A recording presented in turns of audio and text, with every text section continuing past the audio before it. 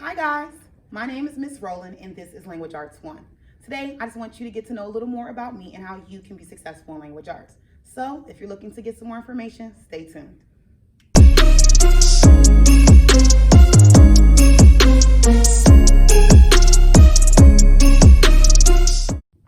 So to give you a little more detail about myself, I am from Youngstown, Ohio. That is a small town in Northeast Ohio. We're near Akron, home of the king, and we're actually near Pennsylvania. If you're not familiar with Youngstown, I'm not entirely surprised. We're actually very similar to Dayton in a lot of ways, just minus the history of flight, history of funk music and poetry, and the military base. So we're pretty much left with almost nothing, but I love Youngstown because it gave me so many strategies and skills that I've used to this day in my life. I am the youngest of 3 children. I have an older sister and an older brother, both who've given me 5 lovely nieces and nephews. And I am a graduate of the Ohio State University. Note the flag in the background. OH. Of course, I know I can't hear you all, but I know that my young scholars were with me with their IOs.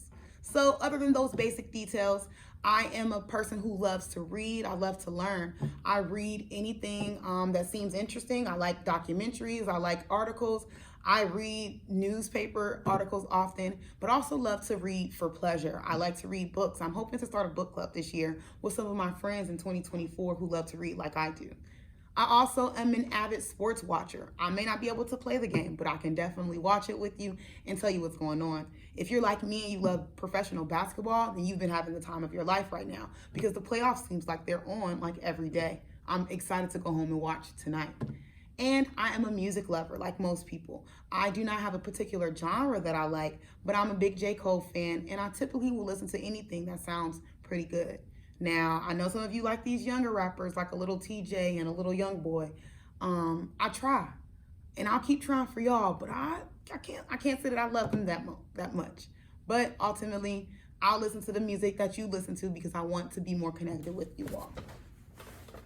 So to get a little serious for a moment, I wanted to give you 2 bonus tips that you can use to be successful in my class. These are more personal tips, but hopefully they're designed in a way that helps you be more successful in Language Arts 1. Firstly, and probably the most important, you may never, ever, from this day on, say the term mines. M-I-N-E-S is not the term that you use when you're referring to things that belong to you, that you own, or things that are yours. The term mine is already possessive. It already demonstrates possession. It already demonstrates that it is yours. So when you put the extra S on it, it is now redundant.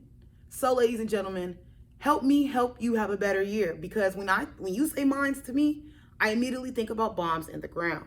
So let's do better with that. This chair is mine. It is not mine's. These pictures on the wall are mine. They are not mine's. This flag is mine. It is not mine's. When you add that apostrophe S, you are double possessing something, and that's impossible.